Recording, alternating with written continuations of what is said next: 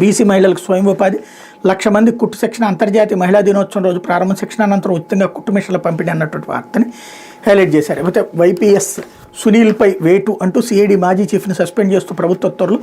5 ఏళ్లలో 6 సార్లు విదేశీ పర్యటనలు, ఒక దేశానికి వెళ్లేందుకు పర్మిషన్ పొంది వేరే దేశానికి వెళ్లిన సీనియర్ ఐపీఎస్ అనుమతి లేకుండా కొన్నిసార్లు పైన అఖిల భారత సర్వీస్ నిబంధనల ఉల్లంఘన నిర్ధారించిన సిసోడియా కమిటీ. విదేశాల్లో వ్యాపారాలు, బెనామీలు, బంధువులు ఉన్నట్టు అనుమానాలు, విదేశాల నుంచి నిధులు తీసుకొచ్చి ఆన్లైన్లో పెంచారని ఫిర్యాదులు.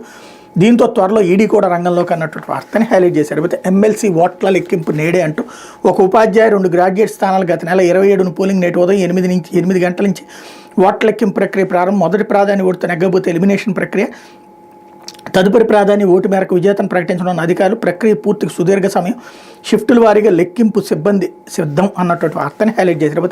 ఉమ్మడిగా ఎదుర్కొందాం అంటూ తరానికి ఒకసారి వచ్చే సమస్య ఇది. శాంతి చర్చలో ఉక్రెయిన్ని బలంగా ఉంచాలంటే మన సాయం అవసరం. అమెరికా పాత్రను విస్మరించలేం. యూకే ప్రధాని కీర్ స్టార్మర్ EU దేశాలు భేటీ తర్వాత వ్యాఖ్యలు. అమెరికాతో సంబంధం లేకుండా యూరోప్ దేశాలు బలోపేతం కావాలి. European Commission chief Ursula. ఉక్రెయిన్కి యూకే రుణం 24,855 కోట్లు. ఆయుధాల తయారీకి పోతాం. జెలెన్స్కీ కీర్ స్టార్మర్ సాదర స్వాగతం. అన్ని విధాలా అండగా ఉంటామని హామీ అన్నటువంటి వార్తని హైలైట్ చేశారు. అయితే అడవిలో కిమ్ రాజ్యం